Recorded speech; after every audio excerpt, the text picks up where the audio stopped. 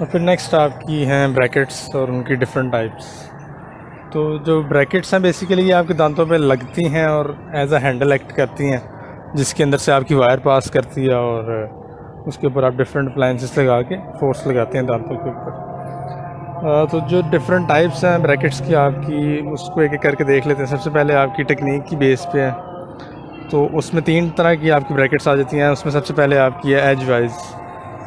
तो age wise वो है बेसिकली जो आप यूजुअली यूज़ करते हैं आजकल, जिसकी हॉरिजॉन्टल स्लॉट होती है और बेसिकली लेबियल साइड से आपकी वायर जो है दांत के अंदर ब्रैकेट के अंदर जाके इंगेज होती है। और क्योंकि ये हॉरिजॉन्टल होती है, बेसिकली रेक्टेंगुलर वायर एक्सेप्ट करती है, 4 इसके कोने होते हैं, आप ऐसे समझ लें। तो इसमें रेक्टेंगुलर वायर अपना काम कर सकती है। तो उसका फ़ायदा ये है कि क्योंकि रेक्टेंगुलर वायर इस पर काम करेगी तो ज़्यादा इसमें आपको मूवमेंट का कंट्रोल मिलता है। सेकंड फिर जो टाइप है वो रिबन आर्च ब्रैकेट है। रिबन आर्च बेसिकली आपकी वर्टिकल स्लॉट वाली ब्रैकेट होती है और इसकी जो स्लॉट होती है वो मीजियो डिस्टली नैरो होती है और मतलब इंसाइजोजिंजाइवली ज़रा वाइड होती है। और दूसरा इसका जो डिफरेंस ये होता है, इसमें जो वायर आपने डालनी होती है, यानी जो स्लॉट का फेस होता है वो क्लूजली या जिंजाइवली प्रेजेंट होता है। यानी आपकी जो वायर जानी होती है ब्रैकेट के अंदर वो बकल साइड से या लेबियल साइड से नहीं जाती, वो क्लूजली या जिंजाइवल साइड से आप ब्रैकेट के अंदर डालते हैं। और ये रेक्टेंगुलर वायर्स एक्सेप्ट नहीं करती, सिर्फ राउंड वायर जिसके अंदर आप लगा के काम कर सकते हैं। और बेसिकली ये जो राउंड वायर्स का फंक्शन होगा वही करेगा, यानी टिपिंग वगैरह की जो मूवमेंट्स हैं वो आप इस अप्लायंस से कर सकते हैं। और थर्ड आपकी टिप एज है। तो जो टिप एज है ये बेसिकली आपकी एज वाइज टाइप की होती है, एक्सेप्ट फॉर कि इसमें भी वर्टिकल स्लॉट होती है। और दूसरा वो ये कहता है कि डायगनली अपोजिंग कॉर्नर्स को रिमूव कर दिया जाता है। यानी उसमें आप समझे 4 कोने से ब्रैकेट के, तो इसमें 2 डायगनल जो कॉर्नर्स होंगे उनको रिमूव कर देंगे और 2 ही बाकी बचेंगे। तो इसमें भी बेसिकली आप रोटेशंस वगैरह करवाते हैं और जो ज़्यादा कम्प्लेक्स मूवमेंट्स हैं वो इसमें से इसके साथ पॉसिबल नहीं है। यानी और फिर जो सेकंड क्लासिफिकेशन की टाइप है वो आपकी है कि मोड ऑफ अटैचमेंट क्या है। वो ब्रैकेट्स जो डायरेक्टली दांतों के ऊपर लग जाती हैं वो बॉन्डेबल ब्रैकेट्स होती हैं, और जो किसी बैंड के ऊपर लगानी पड़ती हैं, वेल्ड करनी पड़ती हैं, वो आपकी वेल्डेबल ब्रैकेट्स होती हैं। फिर स्लॉट की जो शेप है उसके हिसाब से आपकी क्लासिफिकेशन है कि हॉरिजॉन्टल हो सकती हैं, वो हमने देखा है कि एज वाइज में होती हैं, और वर्टिकल हो सकती हैं, वो जो आपने रिबन आर्च पढ़ी है या उसको बैग अप्लायंस कहते हैं तो उसमें होती हैं। फिर आपके आ जाते हैं मटेरियल्स की बेस पे। तो आपकी मेटालिक ब्रैकेट्स होती हैं जो मोस्ट कॉमनली यूज़ होती हैं, सिरेमिक की हो सकती है और प्लास्टिक की हो सकती हैं। और लास्ट उसने एक बताया हुआ है कि मेटल या सिरेमिक या प्लास्टिक हो, उसको मेटल से रीइंफोर्स किया हुआ हो। तो जब सेपरेटली तीनों को देख लेते हैं, जो मेटल की ब्रैकेट्स हैं वो मोस्ट कॉमनली यूज़ होती हैं आजकल। उनके डिफरेंट जो एडवांटेजेस हैं वो ये हैं कि वो रिसाइकिल हो सकती हैं, स्टरलाइज हो सकती हैं, फ्रैक्चर और डीफॉर्म नहीं होती हैं, और वायर की और ब्रैकेट के दरमियान में जो फ्रिक्शन होती है वो कम होती है, और वो एक्सपेंसिव भी नहीं। तो डिसएडवांटेज उसका ये है कि एक तो वो एस्थेटिकली प्लीजिंग नहीं है, यानी आपको मेटालिक कलर की ब्रैकेट आपको नज़र आ रही होगी एंटीरियर दांतों पे। और दूसरा कि वो अगर करोड हो जाती हैं तो दांतों की स्ट्रेनिंग करवा सकती है। तो क्योंकि अब जो उसके एडवांटेजेस हैं वो ज़्यादा इम्पॉर्टेंट हैं और यानी डिसएडवांटेजेस को आउटवे करते हैं, इसलिए ये सबसे कॉमन जो है वो आपकी यूज़ होने वाली ब्रैकेट है। दूसरी आपकी सिरेमिक ब्रैकेट है जो कि यूजुअली एल्यूमिनियम ऑक्साइड या ज़िरकोनियम ऑक्साइड से बनी होती है। तो उसकी जो एडवांटेजेस हैं वो ये हैं कि डायमेंशनली स्टेबल होती है, डिस्टॉर्ट नहीं होती ओरल कैविटी में, ड्यूरेबल होती है। डिसएडवांटेज उसकी ये है कि ब्रिटल होती है, फ्रैक्चर हो सकती है। अब चूँकि ब्रिटल होती है तो उसका थोड़ा सा बल्क इंक्रीज़ कर देते हैं ताकि वो ब्रेक ना हो। वायर के दरमियान में और ब्रैकेट के दरमियान में फ्रिक्शन थोड़ी सी ज़्यादा होती है, अपोजिंग टीथ के कांटेक्ट में आए तो वो क्योंकि सिरेमिक की है तो उसका वेयर करवा सकती है एट्सेट्रा। और जो प्लास्टिक की ब्रैकेट्स हैं वो जो हैं डिसकलर हो जाती हैं ईजीली, उनकी डायमेंशनल स्टेबिलिटी पुअर होती है, और जो फ्रिक्शन होती है मेटल वायर और ब्रैकेट के दरमियान वो भी आपकी ज़्यादा होती है। तो ये डिटेल्स हैं जो उसके इनके एडवांटेजेस और डिसएडवांटेजेस हैं। याद करने वाली बात है, मोटे मोटे पॉइंट्स जो टेबल बना है वो भी देख लें आप। तो उसमें से बस इम्पॉर्टेंट पॉइंट्स ही आपको एक ओवरऑल आइडिया होना चाहिए कि ये वाली ब्रैकेट में ये अच्छी चीज़ है, ये बुरी चीज़ है। और फिर लास्ट जो आपकी क्लासिफिकेशन टाइप है वो आपकी लाइगेशन के बेस पे है। तो कुछ ब्रैकेट्स होती हैं जिन पे आप वायर लगाने के बाद वायर को होल्ड करने के लिए लाइगेचर्स लगाते हैं ऊपर, और कुछ ब्रैकेट्स होती हैं जिनको लाइगेचर्स की ज़रूरत नहीं होती, वो ऑटोमेटिकली उसके ऊपर एक गेट लगा होता है जिसको आप स्लाइड करके बंद कर दें तो जो वायर होती है वो प्लेस हो गई उसके अंदर बस। तो ये आपकी सेल्फ लाइगेटिंग ब्रैकेट्स होती हैं जिनको लाइगेचर्स नहीं चाहिए होते, और फिर वो ब्रैकेट्स होती हैं जिनको लाइगेचर चाहिए होते हैं। तो ये आपकी सारी ब्रैकेट्स की टाइप्स हो गई। और फिर आपकी बकल ट्यूब्स आ जाती हैं। तो यूजुअली जो बकल ट्यूब्स होती हैं ये जो आपके प्री फॉर्म्ड बैंड्स आते हैं उनके ऊपर लगी होती हैं, single tube, double tube, triple tube, लेकिन सेपरेटली भी आपको मिल जाती हैं। तो अगर तो आपने ख़ुद से वो स्ट्रिप से बैंड बनाया तो आप उसके ऊपर इसको वेल्ड कर सकते हैं, अदरवाइज़ ये बॉन्ड भी की जा सकती हैं डायरेक्टली दांत के ऊपर। तो उसकी डिफरेंट टाइप्स है, सिंगल ट्यूब हो सकती है, डबल ट्यूब और ट्रिपल ट्यूब। तो यूजुअली जो सिंगल ट्यूब वाला होता है उसमें एक ही जो होल होता है वो आपकी वायर के लिए होता है, ऑर्थोडोंटिक वायर जो मेन वायर यूज़ करते हैं आप। जो डबल ट्यूब वाला होता है फिर उसमें जो दूसरा आपके पास ट्यूब आ जाती है उसके अंदर या तो आप एडिशनल वायर डाल सकते हैं या फिर उसके अंदर कोई हेड गियर टाइप की चीज़ इंगेज हो जाती है। तो उसके ये डिफरेंट एडवांटेजेस हो जाते हैं। जो हमेशा छोटा होल होता है आपका, अगर आप डबल या ट्रिपल ट्यूब देख रहे हैं तो उसमें से आपकी जो है हमेशा ऑर्थोडोंटिक वायर पास करती है, जबकि जो बड़ा सर्कुलर होल होता है या ट्यूब होती है उसके अंदर से आपका हेड गियर का जो हुक होती है वो पास करनी होती है। फिर आपकी लिंगुअल अटैचमेंट्स हैं, तो लिंगुअल साइड पे भी आप डिफरेंट चीज़ों को बाउंड कर सकते हैं जिससे आप उनके ऊपर कोई इलास्टिक्स या ऐसी कोई चीज़ लगा के फोर्स लगा सकते हैं। तो उनमें जो डिफरेंट चीज़ें आती हैं वो आपकी बटन्स हैं, क्लीट्स हैं, आइलेट्स हैं और बॉल एंड हुक है। तो इसमें तस्वीर देख लें तो समझ आ जाती है कि वो चीज़ क्या है और उसको किस तरह इंगेज किया जा सकता है। तो यूजुअली दांत को डी रोटेट करना हो तो आप लिंगुअल साइड पे भी इस तरह की एक यानी अटैचमेंट लगा देते हैं, और फिर बकल और लिंगुअल साइड पे आप एक दे देते हैं कपल, कोई फॉर एग्ज़ाम्पल कोई इलास्टिक चीज़ लगा के, तो वो उस पर फिर डी रोटेशन की फोर्स लगा के उसको डी रोटेट करते हैं। फिर आपकी लाइगेचर वायर्स हैं। यूजुअली हमारे जो लाइगेचर्स यूज़ होते हैं वो इलास्टिक लाइगेचर्स होते हैं, लेकिन हमारे पास वायर्स भी होती हैं। वायर को आप एक साइड पे उसका यू शेप बना होता है जिसको आप ब्रैकेट के अंदर इंगेज कर देते हैं, दूसरी साइड को आप ट्विस्ट करके तो टाइट कर देते हैं और एक्स्ट्रा वायर को काट देते हैं। तो ये स्टील लाइगेशन भी कह सकते हैं इसको। और वैसे ये वायर्स जो है जो मेन आपकी वायर है ब्रैकेट के अंदर उसको इंगेज करने के लिए यूज़ होती हैं। फिर आपकी लॉक पिन्स हैं। लॉक पिन्स आपकी जो वर्टिकल स्लॉट वाली रिबन एज अप्लायंस थी या ब्रैकेट थी उसके लिए यूज़ होती हैं, और उसमें बेसिकली वायर की लाइगेशन के लिए ये यूज़ होती हैं। फिर नेक्स्ट आपकी हैं आर्च वायर्स। जो मेन आर्च वायर आपने ऑर्थो ट्रीटमेंट के लिए यूज़ करनी है, उसकी टाइप्स और उसके डिफरेंट फीचर्स और फंक्शंस क्या होते हैं। तो जो एक ऑर्थोडोंटिक वायर है उसकी डिफरेंट आपकी प्रॉपर्टीज़ होती हैं, तो उसको सबसे पहले देख लेते हैं। तो सबसे पहले उसमें है स्प्रिंग बैक। तो स्प्रिंग बैक का मतलब है कि एक वायर को आप कितना डिफ्लेक्ट कर सकते हैं जब तक उसमें परमानेंट डिफॉर्मेशन ना हो जाए। यानी कि एक वायर आप फॉर एग्ज़ाम्पल आप यू शेप्ड आपकी वायर है, तो आप उसको एक साइड से पकड़ के कितना डिफॉर्म करें इतना कि वो उसमें परमानेंट चेंज ना आए। तो जितना आप उसको ज़्यादा डिफ्लेक्ट कर सकते हैं उतना उसका स्प्रिंग बैक ज़्यादा है। तो आइडियली जो स्टार्ट ऑफ द ट्रीटमेंट में आपकी वायर यूज़ होती है उसका स्प्रिंग बैक ज़्यादा होना चाहिए, क्योंकि उसने डिफरेंट क्रिकेट टीथ की ब्रैकेट्स के अंदर जाना होता है, तो उसका स्प्रिंग बैक ज़्यादा होना चाहिए। फिर स्टिफनेस है, स्टिफनेस बेसिकली कहते हैं कि कितनी रिजिड है आपकी वायर, यानी कितना उसको मूव करना या डिफॉर्म करना मुश्किल है।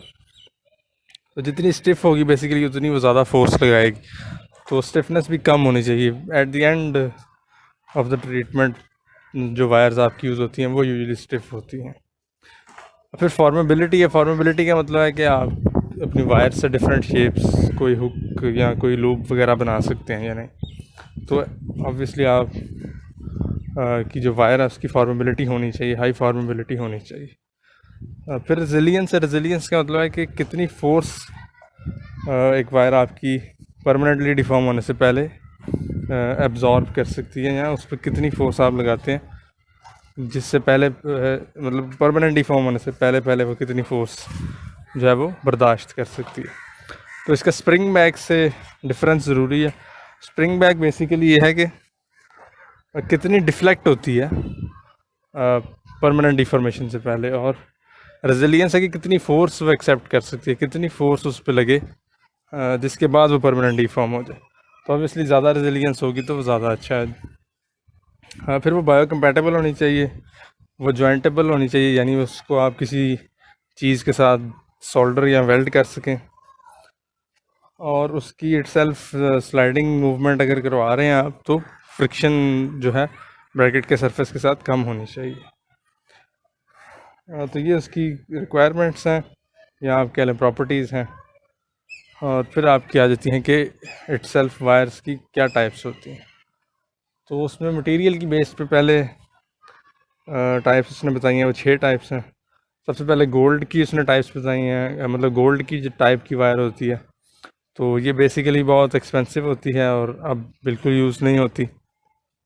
फिर स्टेनलेस स्टील की वायर्स है। स्टेनलेस स्टील बेसिकली जो है आपका ट्रीटमेंट के एंड पे जब आपने बॉडीली मूवमेंट्स वगैरह करवानी हो, स्पेस क्लोज करनी हो, तब जाके यूज़ होती है। अब अगर आप अपने जहन में देखें कि स्टेनलेस स्टील की वायर है, तो आप उसकी प्रॉपर्टीज़ जो है वो खुद ही समझ लेंगे कि एक तो उसका जो स्प्रिंग बैक है सबसे पहले वो इतना अच्छा नहीं होगा क्योंकि थोड़ी सी वो स्टिफ वायर है, लेकिन उसकी फॉर्मेबिलिटी अच्छी होगी क्योंकि वो आप उसको अगर कुछ बेंड देंगे तो वो रिटेन रखेगी, तो आप उससे डिफरेंट लूप्स वगैरह बना सकते हैं। उसके अलावा ये एक्सपेंसिव भी नहीं होगी, तो इजीली अवेलेबल होगी, हर जगह पे आप इसको यूज़ कर सकते हैं। और दूसरा ये कि आप इसको जॉइन भी कर सकते हैं, दूसरी किसी चीज़ के साथ सोल्डर कर सकते हैं। और फिर नाइट आई वायर्स हैं। नाइट आई वायर्स बेसिकली आपकी स्टार्ट ऑफ द ट्रीटमेंट में यूज़ होती हैं जब आपने लेवलिंग और अलाइनमेंट करनी होती है। तो इन वायर्स की बेसिकली दो जो हैं इम्पॉर्टेंट प्रॉपर्टीज़, वो एक सुपर इलास्टिसिटी है और एक शेप मेमोरी। तो शेप मेमोरी तो ये है कि आपकी वायर की जो शेप है वो उसको रिटेन रखेगी। आप कोई बेंड दे देते हैं तो वो उस बेंड को नहीं शेप बना लेती, वो वापस अपनी शेप पे आ जाती है। तो इसके साथ इंपॉर्टेंट चीज़ ये पता चलती है कि आपकी नाइट आई वायर्स की फॉर्मेबिलिटी नहीं होती, यानी आप उसको कोई बेंड वगैरह नहीं दे सकते, कोई लूप नहीं बना सकते। और सुपर इलास्टिसिटी का मतलब है कि वो इलास्टिक आप उसको किसी भी तरफ मोड़ दे सकते हैं, मतलब आपकी जितने भी मर्जी दांत आपके क्रिकेट हैं, आप इजीली नाइट आई की वायर को सारी ब्रैकेट्स में से पास करके एंगेज कर सकते हैं। तो इसकी जो ओवरऑल प्रॉपर्टीज़ हो गई वो आपकी जो फोर्स डिलीवरी है वो लाइट होगी, यानी इटसेल्फ वायर जो है वो स्टिफ नहीं है तो फोर्स कम लगाएगी। स्प्रिंग बैक इसका बहुत अच्छा होता है, यानी परमानेंटली डिफॉर्म नहीं होती, तो जितनी मर्ज़ी इसको बेंड दे दें परमानेंट डिफॉर्म ही नहीं होना उसमें, तो उसका स्प्रिंग बैक हाई होगा। फॉर्मेबिलिटी इसकी नहीं होती और ये सोल्डर भी नहीं होगी और वेल्ड भी नहीं होगी किसी और चीज़ के साथ। फिर आपकी बेटा टाइटेनियम है। बेटा टाइटेनियम में ऐसे है कि इनकी फॉर्मेबिलिटी ज़्यादा होती है, इनका रेंज ऑफ एक्शन अच्छा है, स्प्रिंग बैक अच्छा है, ये सारा कुछ इसमें है, और ये वेल्ड भी की जा सकती हैं। जो उसमें डिसएडवांटेज आ जाता है वो एक तो इसकी कॉस्ट का आ जाता है और दूसरा फ्रिक्शन का आ जाता है कि ब्रैकेट के साथ इसकी जो वायर की स्लाइडिंग होगी अगर तो उसमें हमें फ्रिक्शन ज़्यादा होगी। और फिर कोबाल्ट क्रोमियम है। तो ये भी बेसिकली अच्छी इसकी स्प्रिंग बैक है और फॉर्मेबिलिटी है। लेकिन ये भी जो है स्प्रिंग बैक इसका एडिक्वेट उसमें लिखा हुआ है, लेकिन ऑब्वियसली जो आपकी नाइट आई वायर्स हैं उससे ये कम ही होता है। तो ये कहीं इंटरमीडिएट आपका कह लें कि दोनों के दरमियान में होगा, यानी स्टेनलेस स्टील और नाइट आई के दरमियान में कहीं इसकी फोर्स आएगी। और फिर ऑप्टीफ्लेक्स जो वायर्स हैं वो आपकी जो क्लियर ऑप्टिकल फाइबर है उससे बनी होती हैं, तो एस्थेटिकली सुपीरियर होती हैं। और फिर आपकी हैं शेप्स, तो यानी क्रॉस सेक्शन के अकॉर्डिंग आपकी वायर्स कौन सी होती हैं। तो उसमें राउंड है, स्क्वायर, रेक्टेंगुलर और मल्टी स्ट्रैंडेड। तो राउंड आपकी इनिशियली स्टार्ट में यूज़ होती हैं, और राउंड से बेसिकली आप सिर्फ टिपिंग करवा सकते हैं। जो आपकी रेक्टेंगुलर वायर्स हैं वो आपकी सारी कम्प्लेक्स मूवमेंट्स करवा सकती हैं, उनमें टॉर्क आ जाता है, तो उससे आप रूट्स की पोजीशनिंग को भी ठीक कर सकते हैं और सारा कुछ हो सकता है। और लास्टली कोई एक्सियल वायर एक होती है, यानी जो मल्टी स्ट्रैंडेड वायर होती है, उसमें मुख्तलिफ़ छोटी वायर्स को मिला के एक ट्विस्ट करके वायर बनाई होती है। तो उसका एडवांटेज ये होता है कि वो ज़्यादा फ्लेक्सिबल होती है। और फिर आपकी है कि किस स्टेज पे आपने कौन सी वायर की सिलेक्शन करनी है। तो जब आपने इनिशियली स्टार्ट करना होता है केस, यानी लेवलिंग और अलाइनमेंट की स्टेज उससे होती है आपकी, तो आपने राउंड वायर यूज़ करनी होती है जो यूजुअली नाइट आई होती है। और इस स्टेज के ऊपर आपकी जो वायर होती है वो एक्टिव वायर होती है, वो इटसेल्फ यानी अपनी वो खुद फोर्स लगा के दांतों को अलाइन करती है। और जैसे आपकी अलाइनमेंट हो जाती है तो उसके बाद आप रेक्टेंगुलर स्टेनलेस स्टील वायर पे चले जाते हैं, और उसके ऊपर आप जाके कोई जो आपने डिरोटेशंस करनी होती हैं या स्पेस क्लोज करनी होती है या दूसरी कोई मूवमेंट्स करवानी होती हैं, बॉडीली मूवमेंट हो गई या जो भी मूवमेंट आपने एक्स्ट्रा करवानी है, वो इस वर्किंग स्टेज के ऊपर रेक्टेंगुलर स्टेनलेस स्टील वायर के साथ होती है। और फाइनली जो फिनिशिंग स्टेज होती है वो भी आपकी रेक्टेंगुलर स्टेनलेस स्टील वायर्स के साथ ही यूजुअली होती है, लेकिन वो यहाँ पे लिखता है कि रेक्टेंगुलर बीटा टाइटेनियम वायर्स के साथ वो ज़्यादा अच्छी होती है। और इन सारी जो स्टेजेस हैं अलाइनमेंट के बाद की, उनके अंदर आपकी वायर इटसेल्फ फोर्स नहीं लगा रही होती, वायर पैसिव होती है, और फोर्स आपकी सारी लग रही होती है जो आप एडिशनल उसके ऊपर कोई इलास्टिक्स वगैरह या कोई और स्प्रिंग्स वगैरह लगाएंगे तो उससे फोर्स लग रही होती है। फिर नेक्स्ट जो आपका एक्टिव कंपोनेंट है वो आपका है इलास्टिक्स और इलास्टोमेरिक्स। तो इलास्टिक्स बेसिकली आपकी कोई ऐसी चीज़ होती है जो आप स्ट्रेच करके दो दांतों के दरमियान में या दो ब्रैकेट्स पे लगा देते हैं, एंगेज कर देते हैं, और फिर वो क्योंकि स्ट्रेच होके लगे होते हैं तो वापस अपनी ओरिजिनल शेप में आने लगते हैं, तो दोनों तरफ फोर्स लगती है, यानी दोनों चीज़ों को वो अपनी तरफ, अपने सेंटर की तरफ फोर्स लगा रहे होते हैं, ऐसे समझ लें। तो जो उसमें इलास्टिक्स आ जाते हैं उसमें सबसे पहले आपके क्लास 1 इलास्टिक्स हैं। क्लास 1 इलास्टिक्स उनको कहेंगे जो सेम आर्च में यूज़ हो रहे हैं, यानी फॉर एग्जांपल अपर दांत पे किसी दो दांतों के दरमियान में इलास्टिक्स लगे हुए हैं तो वो क्लास 1 इलास्टिक्स। या लोअर में आप एक आर्च के अंदर जो इलास्टिक्स होंगे तो उसको आप क्लास 1 इलास्टिक्स कहेंगे। ये स्पेस क्लोज करने के लिए यूज़ होते हैं। तो आप बेसिकली समझ लें कि एक्सट्रैक्शन हुई है फॉर एग्जांपल 4 की, तो आप 3 और 5 पे ये लगा दें तो वो स्पेस दोनों की क्लोज कर देगा, दोनों को 3 को डिस्टली ला के और 5 को मीजियली पुश करके वो स्पेस वहाँ पे क्लोज कर देगा। अब फिर क्लास 2 इलास्टिक्स होते हैं, ये अब आपके इंटर आर्च इलास्टिक्स होते हैं। तो इसमें यह है कि जो क्लास 2 में आपको पता है कि मैंडिबल थोड़ा शॉर्ट होता है, तो मैंडिबल के पोस्टीरियर्स पे यानी लोअर 6 से लेके तो अपर 3 पे आप के ये इलास्टिक्स लगते हैं। तो काम उसका यही है कि अपर एंटीरियर्स को उसने डिस्टल फोर्स लगानी है और लोअर एंटीरियर्स को लोअर पोस्टीरियर्स को मीजिलाइज करना है, ताकि आपका मोलर रिलेशन थोड़ा सा बेहतर हो जाए। इसी तरह फिर क्लास 3 है वो इससे उल्टा है, वो अपर मोलर से लेके लोअर एंटीरियर्स पे लगने होते हैं। और फिर आपके क्रॉस बाइट्स इलास्टिक हैं। क्रॉस बाइट इलास्टिक्स बेसिकली आपके बाइट के अंदर से गुजर के वो इंगेज होते हैं। फॉर एग्जांपल आपकी क्रॉस बाइट पोस्टीरियर है कि जो मैंडिबल के टीथ हैं वो बक्के लिप पड़े हुए हैं, तो आप का जो इलास्टिक लगेगा वो लोअर दांतों के बक्कल से होता हुआ थ्रू द बाइट अपर के पैलेटल साइड पे जाएगा और लोअर को अंदर की तरफ फोर्स लगाएगा लिंगुअल साइड पे, अपर को बाहर की तरफ बक्कल साइड पे फोर्स लगाएगा। तो ये आपके के हैं क्रॉस बाइट इलास्टिक्स। और लास्टली आपके बॉक्स इलास्टिक्स होते हैं जो cross bite, interior cross bite को ठीक करने के लिए होते हैं। तो इंटीरियरली ये दांतों पे इंगेज होके एक बॉक्स बना देते हैं जो बेसिकली सामने वाले दांतों की इरप्शन करवाते हैं, जिसकी वजह से आपकी जो इंटीरियर ओपन बाइट होती है वो थोड़ी सी बेहतर हो जाती है।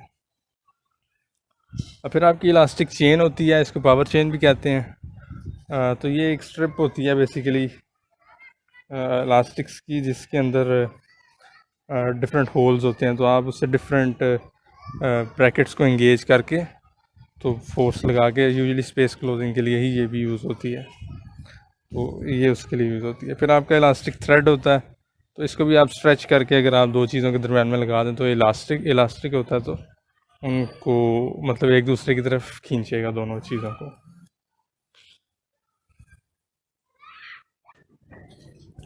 और फिर लास्टली आपके लाइगेटिंग रिंग्स होते हैं जो सिंपल आपके लाइगेचर्स हैं जो आप ब्रैकेट्स के ऊपर लगाते हैं, जो आपके इलास्टिक लाइगेचर्स होते हैं।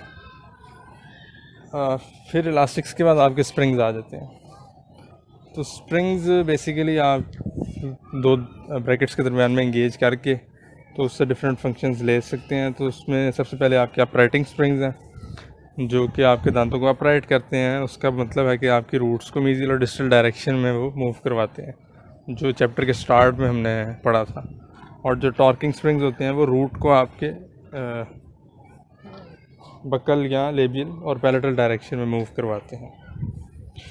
फिर आपके ओपन कॉयल और क्लोज्ड कॉयल स्प्रिंग्स होते हैं। तो जो ओपन कॉयल स्प्रिंग होते हैं वो बेसिकली स्पेस को ओपन करते हैं। दो दांतों के दरमियान में अगर वो लगा दें तो वो दोनों को ऑपोजिट साइड पे पुश करके सेंटर में स्पेस बनाते हैं। तो जब आपने स्पेस ओपन करनी होती है तो ओपन कॉयल स्प्रिंग्स लगते हैं, और क्लोज्ड कॉयल का मतलब स्पेस क्लोज करनी है आपने तो वो इस तरह लगेंगे कि वो स्ट्रेच होके लगेंगे और फिर वो कंप्रेस होने की कोशिश करेंगे, तो दोनों दांतों को एक दूसरे की तरफ ले आएंगे और आपकी जो स्पेस होगी उनके दरमियान में वो क्लोज हो जाएगी। और लास्टली आपके सेपरेटर्स हैं। सेपरेटर्स बेसिकली आप मोलर्स के ऊपर मोलर्स के मीजियल और डिस्टली लगाते हैं बैंड लगाने से पहले कि बैंड की स्पेस बन जाए वहाँ पे। तो डिफरेंट टाइप्स के सेपरेटर्स होते हैं, उनको लगाने के डिफरेंट तरीके होते हैं। तो उसमें आपके ब्रास वायर सेपरेटर्स हैं, रिंग सेपरेटर्स हैं, डंबल सेपरेटर्स हैं और कैजलिंग स्प्रिंग सेपरेटर। तो बेसिकली सबका आइडिया यही है कि आपका सेपरेटर का एक पार्ट जो होगा वो कांटेक्ट के नीचे चला जाएगा, यानी जो इंटरडेंटल कांटेक्ट है उससे जिंजाइवली प्रेजेंट होगा, और दूसरा आपका ऊपर प्रेजेंट होगा। और दोनों की जो पार्ट्स हैं उनकी टेंडेंसी इस तरह की होगी कि वो दोनों आपस में मीट करने की कोशिश करेंगे। अब वो मीट करने की कोशिश करेंगे तो वो ऑब्वियसली कांटेक्ट थोड़ा सा उनको ब्रेक करना पड़ेगा, वो फोर्स लगाएंगे तो दोनों दांत जो हैं वो थोड़ा सा सेपरेट हो जाएंगे और वहाँ पे स्पेस बन जाएगी कि आपका बैंड आके सीट हो जाए। तो ये उसमें सिर्फ इतना सा कॉन्सेप्ट है।